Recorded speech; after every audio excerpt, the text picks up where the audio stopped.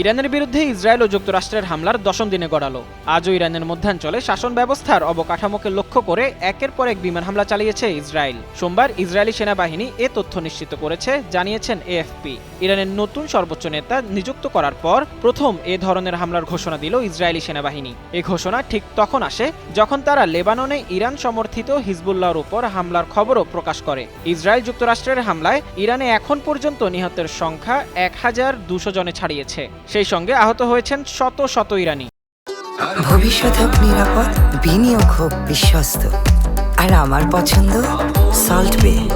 Welcome to salt বে। মার্কিন president Donald Trump ইতোমধ্যে ঘোষণা দিয়েছেন যে ইরান নিঃশর্তহীনভাবে আত্মসমর্পণ না করলে হামলা অব্যাহত থাকবে।